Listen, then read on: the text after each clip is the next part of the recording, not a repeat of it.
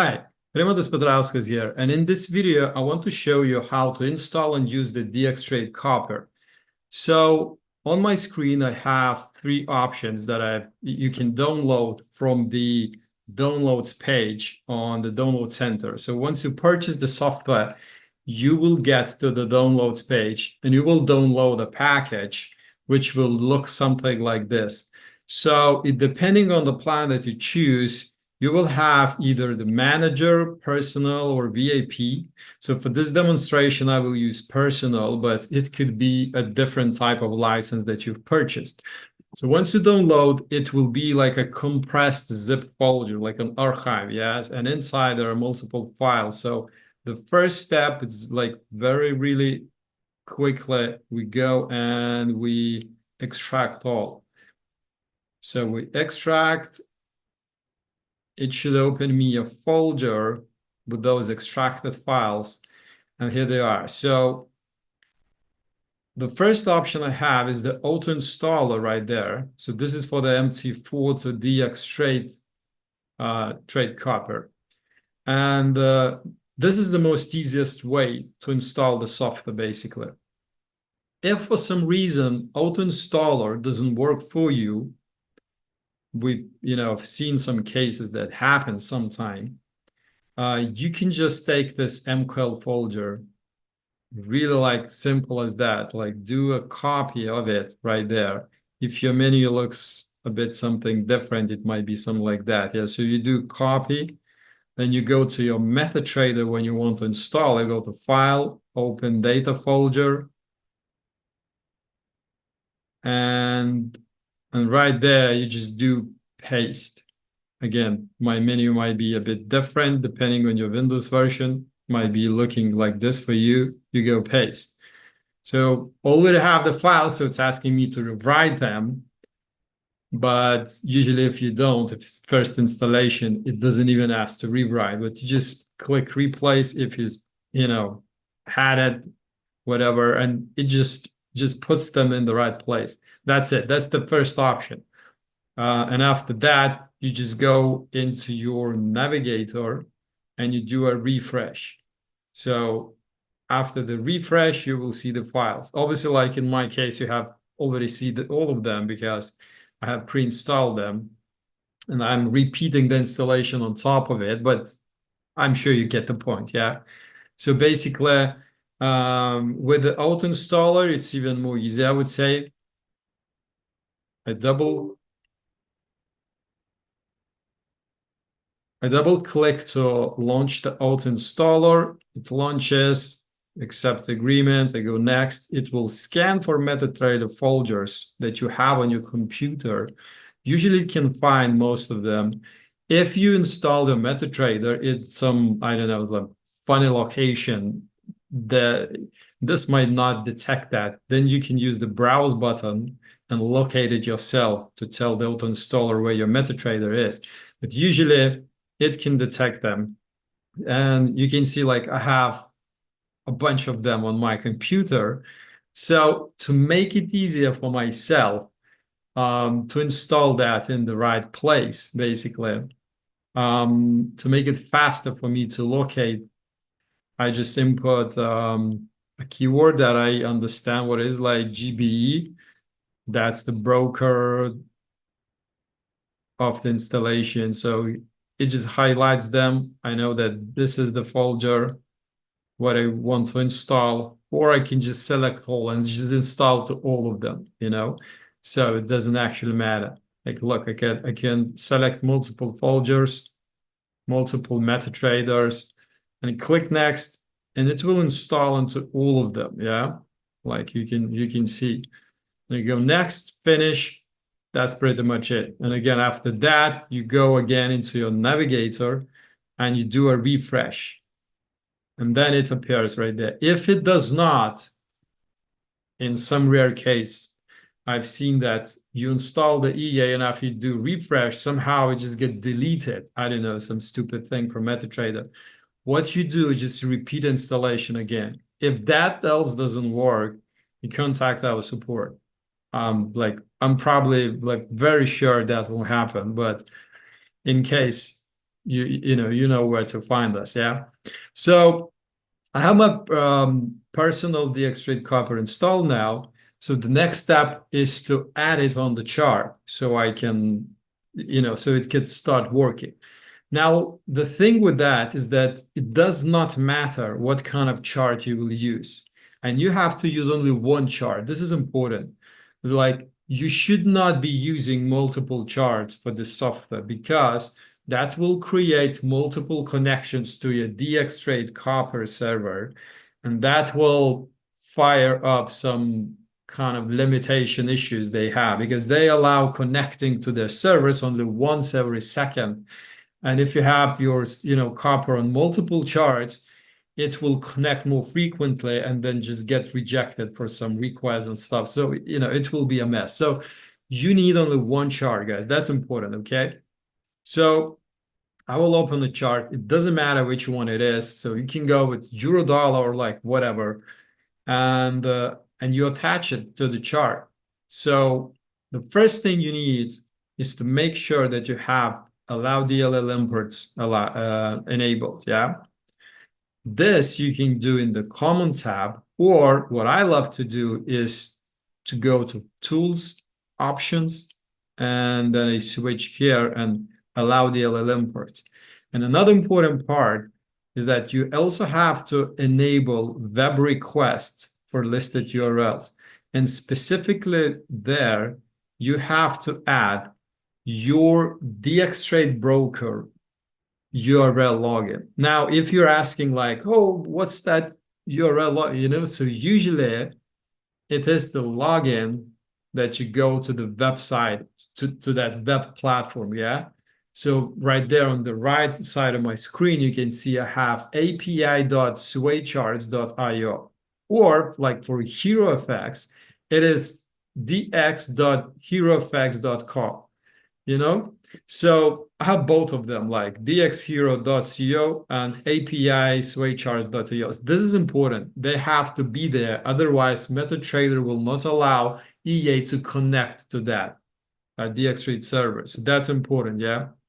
So once we have these in place and we add this, allow DLL will be pre-checked already. If it's not, for some reason, you check it. You have to allow these DLL imports.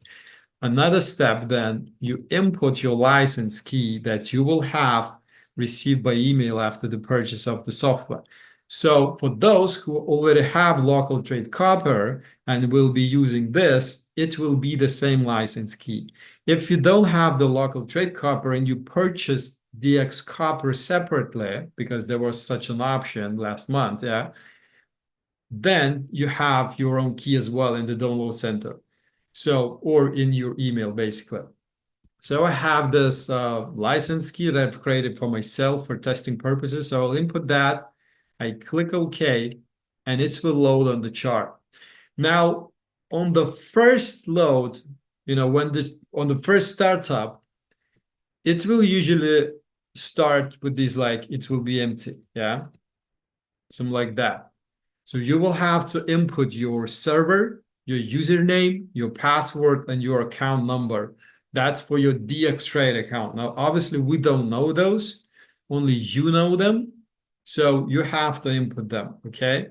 So once again, I will remove this. I will add that to the chart. I input the license key.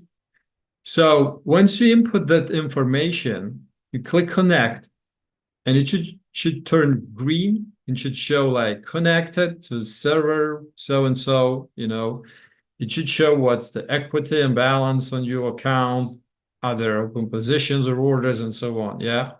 So there are multiple tabs in the software, but usually what should happen is that it should already allow you to copy trades as soon as you connect. Okay, like it should be automatic in most cases. So far we've tested this with Sway Charts and HeroFX, and you can always connect to another broker if you want. You just input this information, So that's the server name, the username, the password, and the account of your DxTrade, which is usually, you can see it right there, yeah? That's like a DxTrade account number. So I don't know why they have these like different numbers and stuff, but that's how it works.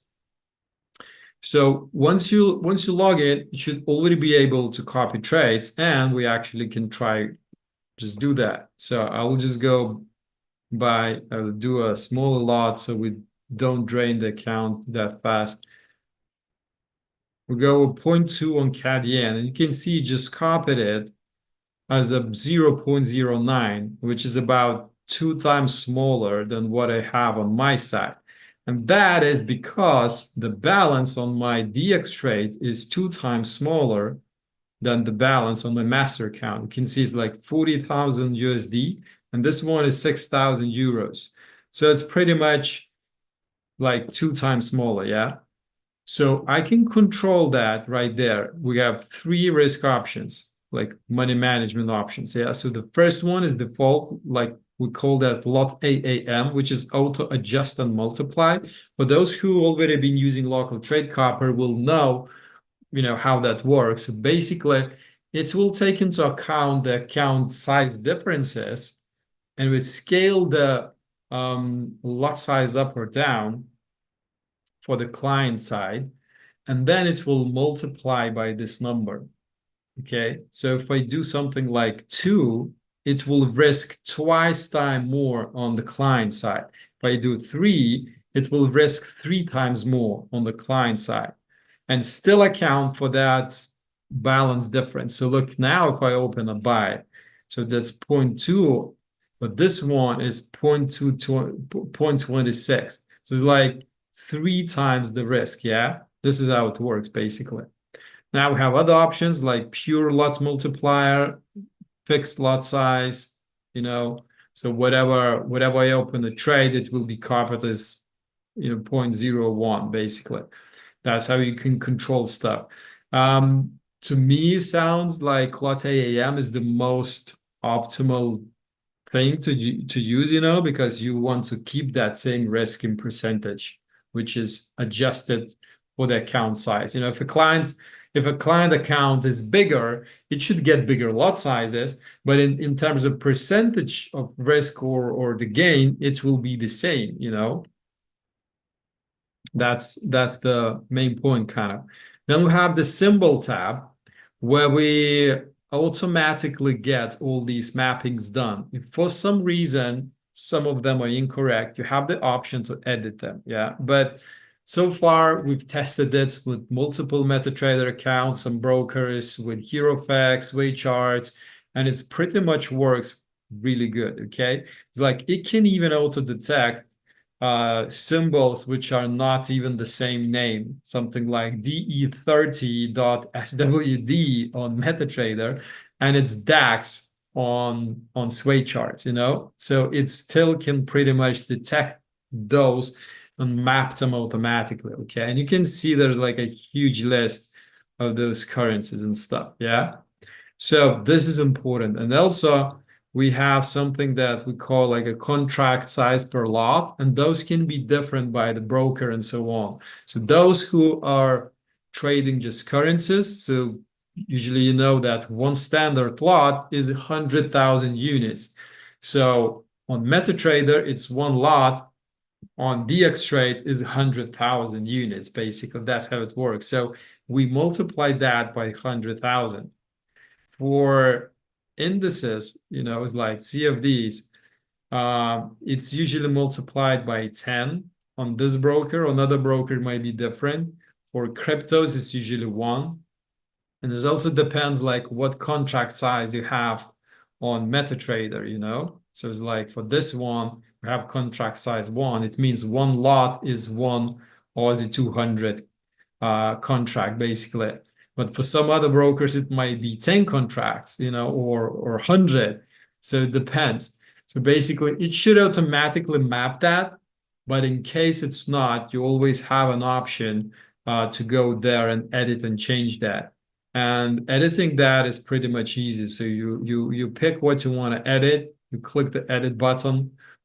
You input your changes, and then you click save. That's pretty much it. If for some reason you're afraid that you mess things up, or you see that new pairs have appeared on MetaTrader or on the DxTrade and you don't have them here, you can always add them manually right there, which we can try. Let's say we have a new pair, which is AAA on MetaTrader, yeah, something like that, and it will be AAA on DxTrade. And if it's currency, usually it will be 100,000. So you click add and it just appears on the list. Yeah. If you think like at any point you messed things up and you want this like to just get back to defaults, you can click this reset button and it will clear all this list and it will download it again and just make it from scratch, the new one, basically. Okay. Now let's take a look at the filters. So in the filters tab, we have a few options. So we have an option to copy buys or not copy buys and copy sells or not copy sells. If for some reason you want, say, your trade copier running and the copying trade exits, but you don't want it copying new trades, like to be on idle mode, for example, you can turn this off. So like right now, if I open a trade, it won't copy it because it's, I just told it to not copy the trades, basically. If I turn that on, it will still ignore that recent trade because it's too late to copy it. We've missed it. Like it's over. So it's like, but for the next trade, it will copy it, basically. That's how it works. Yeah. Also, we have these filters for magic numbers and for symbols. So the way it works is that you toggle this to turn on or off this option. And for symbols, the same. And then you can choose whether you want to exclude a list of magic numbers or you want to include, copy only the selected magic numbers. So this is usually what you use if you're trading with multiple bots, because like all the manual trades are basically have the magic number of 0. Yeah. So it's like there's not much to filter here, but if you're trading with multiple bots and you want to copy trades only from certain bots, then you would do include magics. And then we say, okay, I want to copy trades from a trading bot with a magic 11 and with a magic 55 and with a magic 66. Yeah. And then you enable this filter. Now what will happen is that I will try to open another chart to have a trade on a different pair, okay? Because we already have so many CAD yens. So imagine now I open this manual trade. What it will do, it will ignore it because it has a magic number of 0.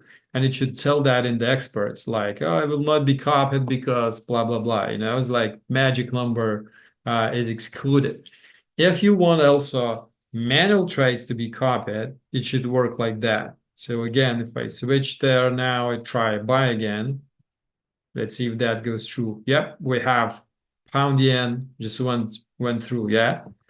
So this is how you can control. So now what this means, we are copying only these certain magic numbers, like trades with those magic numbers.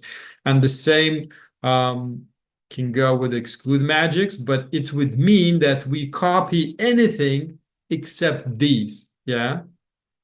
So it's like now it's the opposite, yeah? And I can turn off this filter like that. So still keep the list, maybe I'll need it later. Now we also can do that with exclude or include symbols options, yeah?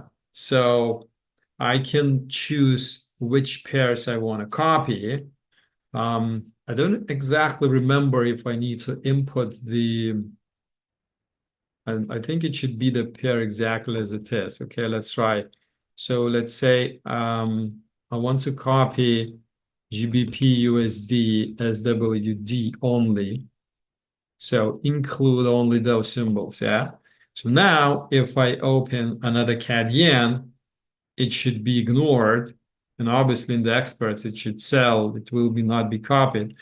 Now, if I open a trade on pound dollar, which I told it that I only copy pound dollar, let's see if that works.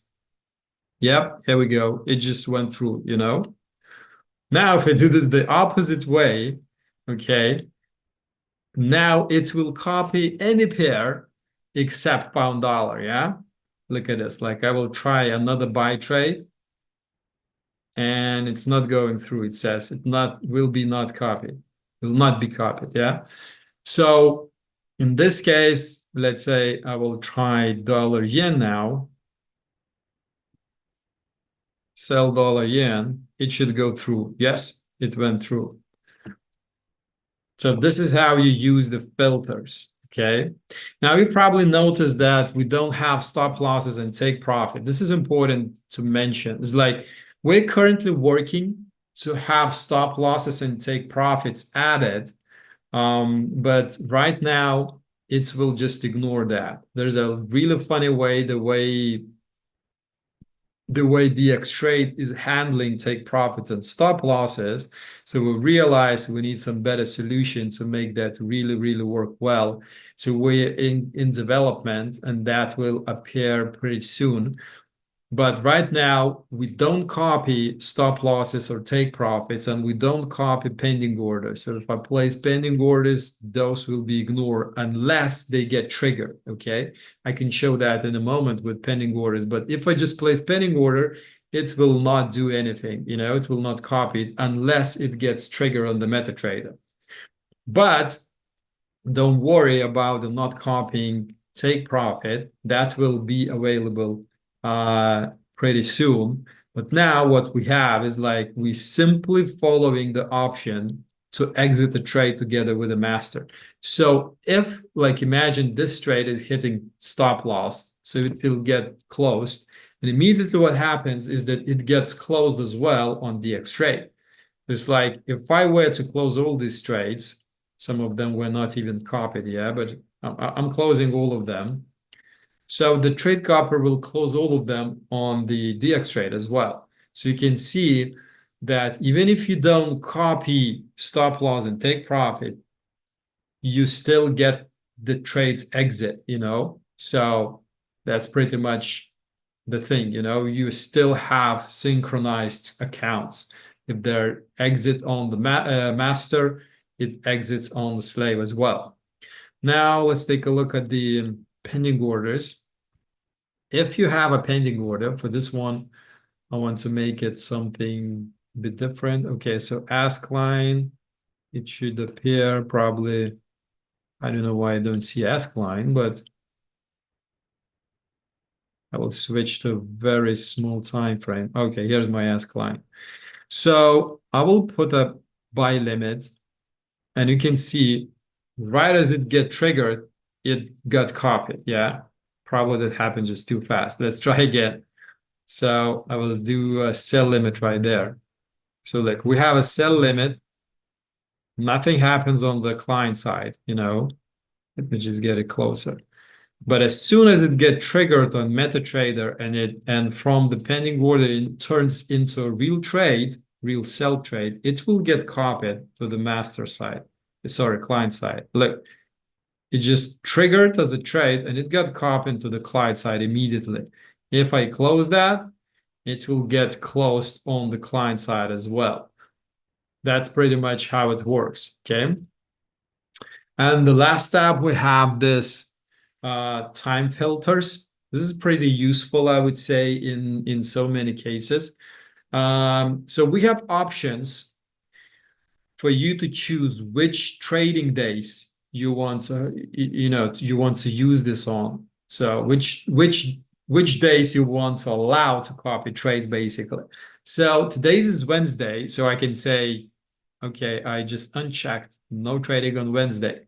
So look, if I open a trade, it will ignore it. It will say will not be copied, blah, blah, blah. Like we don't see the reason, but it pretty much says that because of time filter.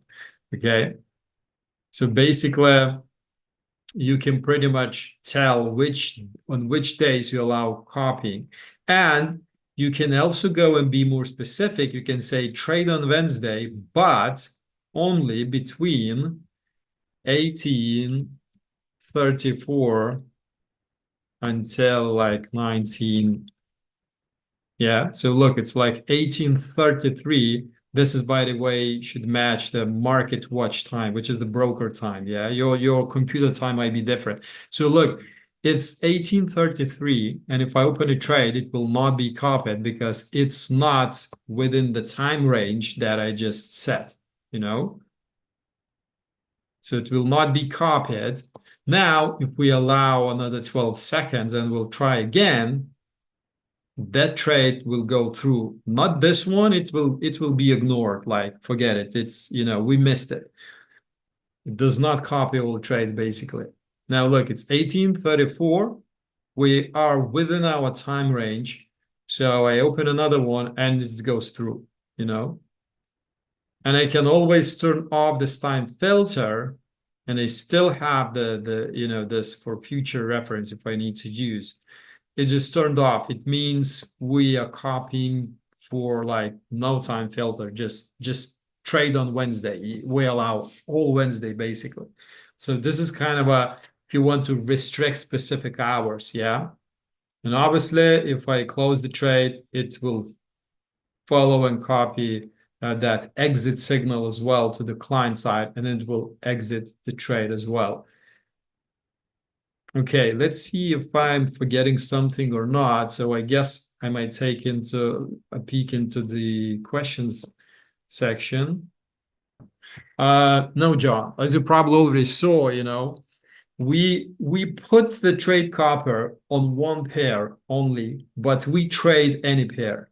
Okay, so I just realized I haven't showed that on indices, So look, like we're running CAD yen, we've been copying from CAD yen chart basically, but we've been copying trades for multiple instruments.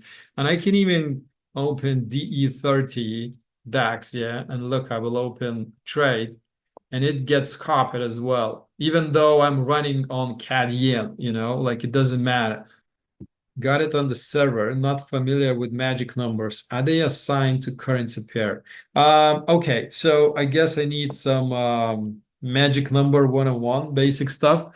Okay, so magic numbers are not assigned to any particular pair.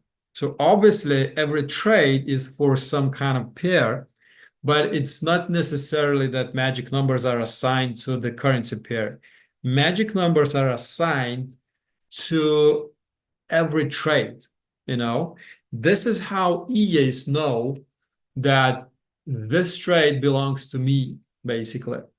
So if I would try to find a real life example, like kind of a similar example in real life, I would say, imagine that there are 3 people that are looking after a bunch of sheep. Yeah. So it's like we're in the middle of this huge area somewhere in the mountains. There are so many sheep. Yeah. And there are like 3 people looking after them.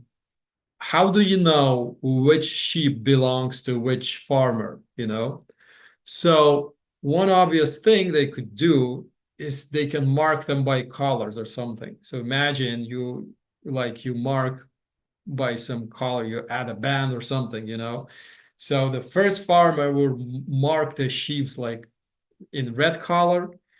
The second farmer will mark in green color, and the third one in blue, Now, every time all the sheep get mixed up, they have no problem knowing which sheep belong to which farmer. It's easy. Okay, so I guess that's pretty much all for the DX Copper.